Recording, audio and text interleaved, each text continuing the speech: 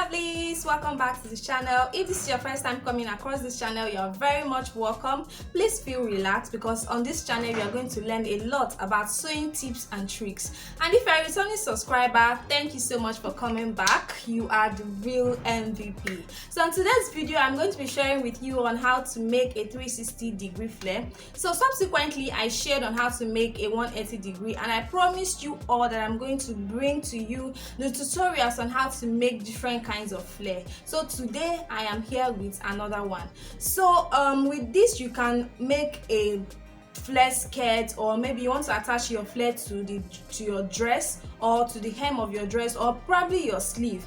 With this method you can do any of this. All you just need is a formula for this kind of flare and then the circumference of where you want to attach your flare to. So without talking too much, let's get right into the tutorial. So I've gone ahead to fold my fabric into 4. So here is my scissors, my tape measure, and my chalk, because I'm going to be marking directly on the fabric. So for clarity's sake, I'm going to use my pattern paper to demonstrate on how I folded my fabric. So let's assume that this is my fabric opened like this. Then I'll go ahead to fold it into 2, making sure that the both ends, that's the edges, are equal. Then after folding it, I'll go ahead to fold it again. That is me folding it into 4 places. So, and that is how to fold your fabric for a 360-degree flare.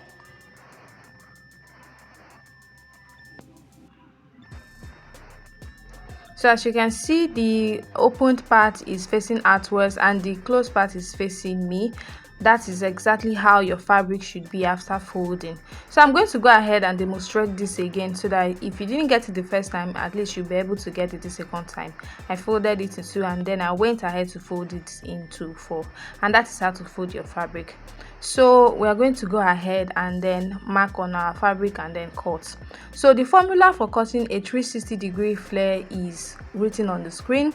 That is your waist circumference divided by 6.28. My waist circumference is 30. I'm going to add 2 inches for the zipper allowance. That is 32. So 32 divided by 6.28 is 5.0. And that is what I'm going to mark from the tip of that fabric. I'm going to mark downwards 5 inches. So you are going to go ahead and do your own division, and then whatever you get is what you are going to use to mark on your fabric. So I'm going to go ahead and place my tape on the tip of the fabric and then mark 5 inches. So as I'm marking this, I'm just going to leave the tip of my tape on that place, not moving. So all I'm just going to be moving is the tape itself. So I'm going to leave on the tip over there, and then I'm going to mark the 5 inches, and this is going to be the radius of our flare. So I'm done marking that. I'm just going to connect it into semicircle.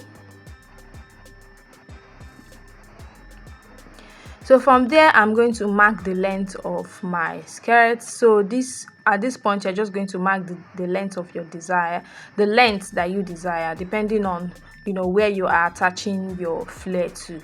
So mine is 21, but I'm going to add about 0.5 inches, and that's because I'm going to use a lining to turn this. So the 0.5 inches is going to be to turn the flare when I'm done cutting. So I'm just going to go ahead and mark it like this. So I'm marking 21.5, as you can see.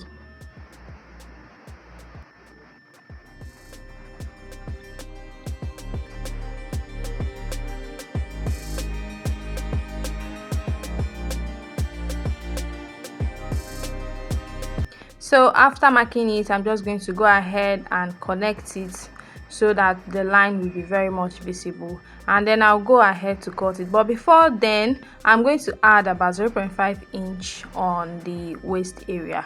This is because I'll be attaching this to a blouse. I'm actually making a gown, so I'll be attaching this to a blouse. So the 0.5 inches that I added at the top is going to be for the joining allowance.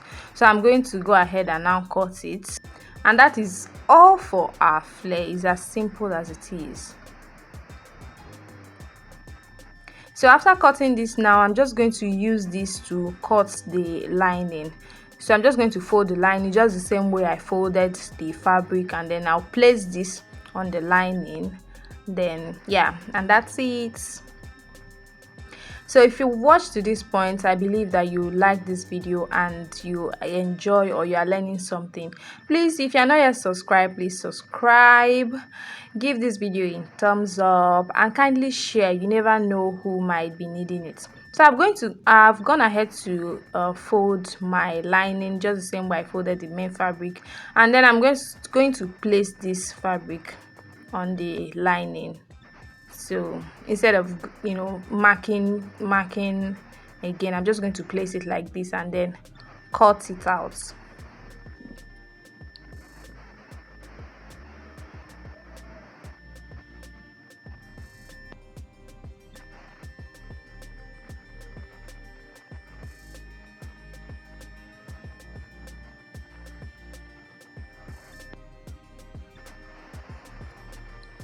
So at this point, if you have any video suggestion, any tutorial that you want me to put up on this channel, please drop it in the comment section. I would love to hear from you.